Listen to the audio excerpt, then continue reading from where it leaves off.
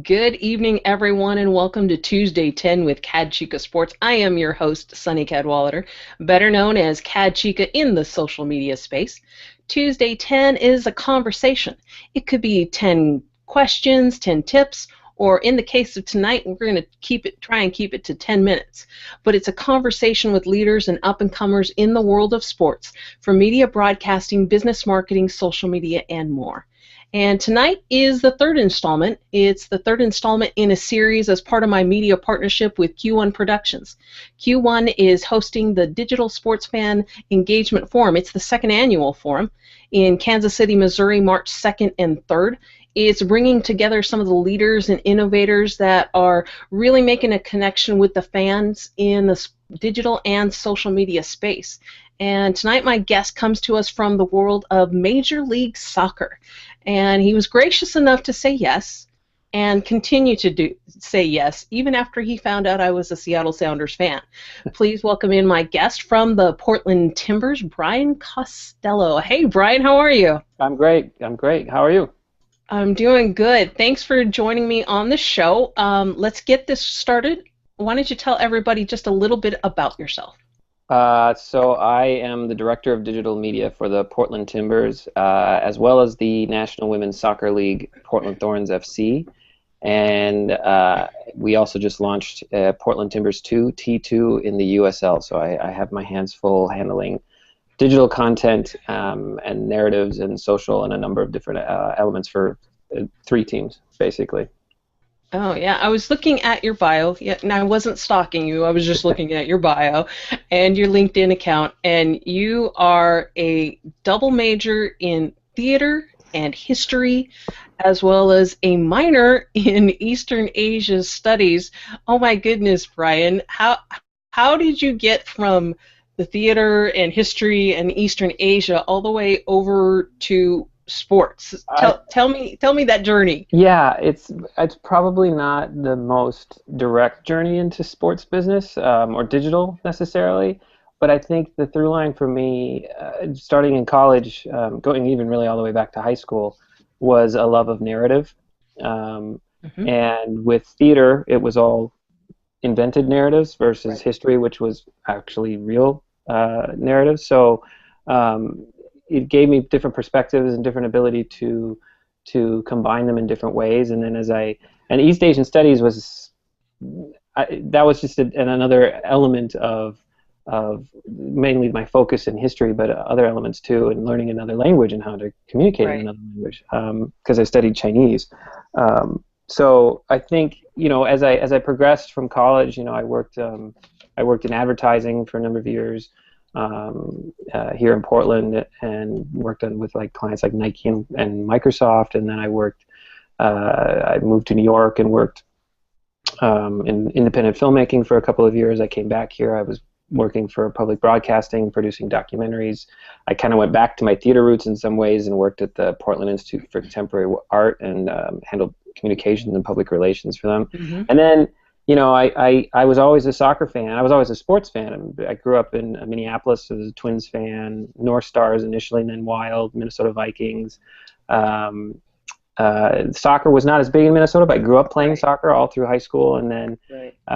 when I came out to Portland, as I said, I got into college, went to New York, came back here, and I started going to the games in I guess it was 2000. It was before MLS, so 2007, 2008, and I started kind of attending games, and the World Cup was coming in there, and I started writing about the team for a local publication, and the position opened up with the Timbers, and I was doing a story on the Timbers, and one thing led to another.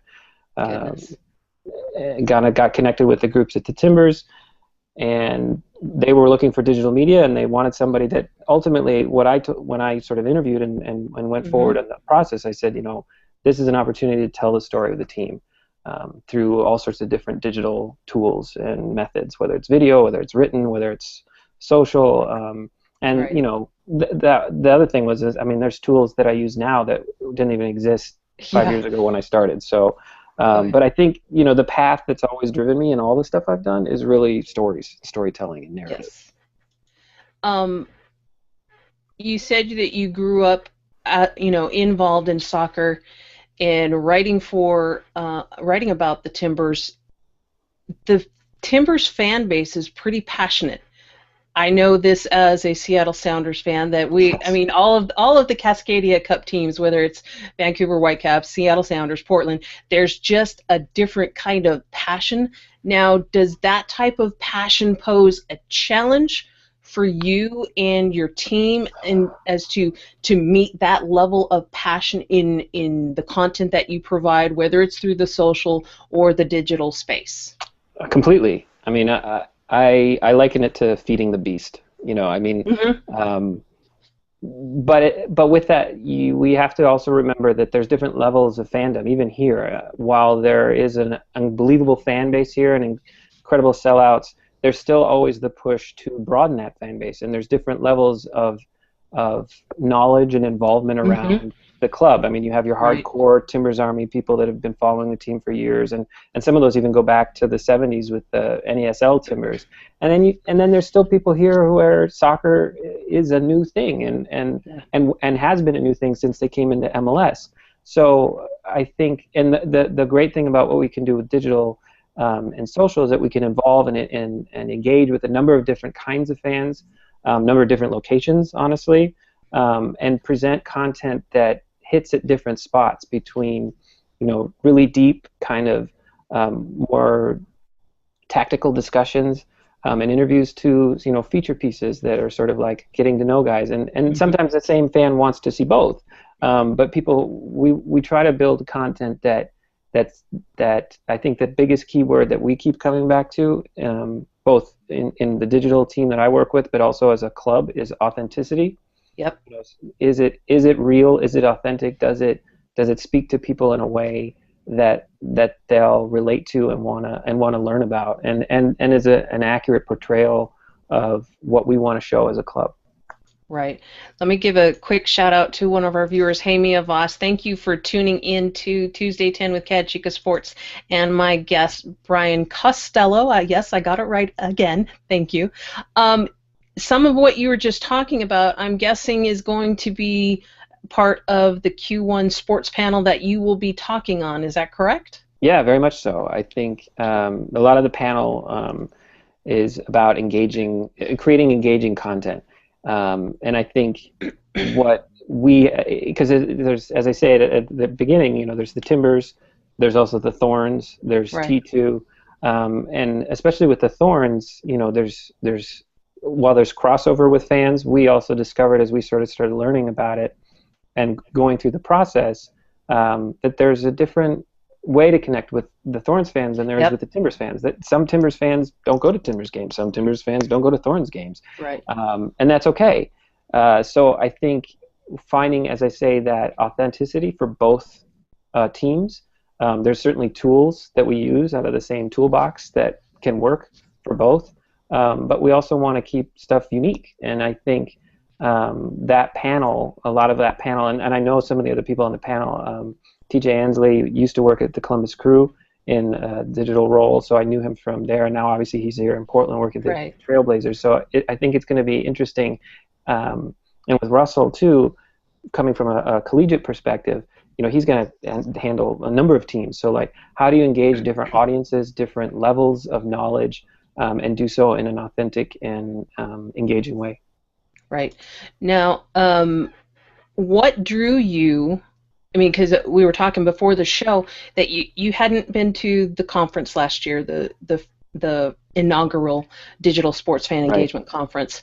What did you hear about it through the grapevine, through some of your social media connections, your sports connections? What drew you to being a part of it this year?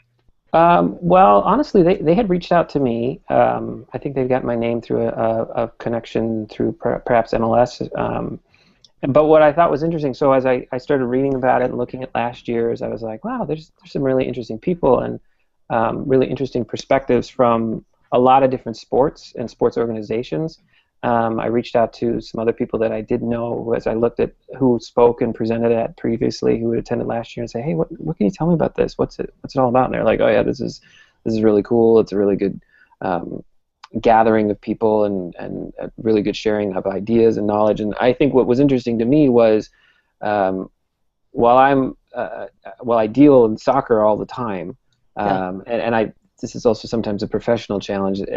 I get so engaged in soccer that I don't necessarily get to follow as many of the other sports that I still like in terms of baseball and hockey and Mm-hmm. football but it's always good to hear those perspectives because they're often dealing with things similar and coming up with Right. different ideas. They're obviously sometimes dealing with totally different things or things I haven't even thought of. So I think that's what was interesting to me as I looked at sort of how the conference was laid out, who was going to be presenting, the kinds of panels and discussions and workshops that they were going to be having there. Looked really interesting and something that I could definitely learn and grow from. Well, you and me both, Brian, and even though we might have a little tete-a-tete about the Sounders and Timbers games coming up this year, we might. We'll keep Yeah. it civil. Oh, yeah.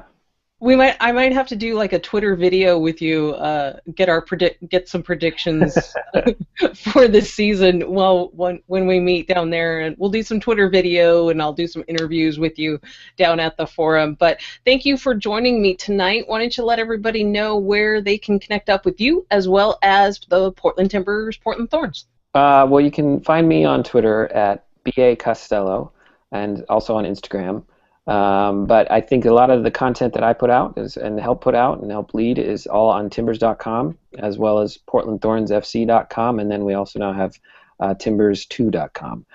That's also their Twitter handles at timbersfc, at thornsfc, at timbersfc2.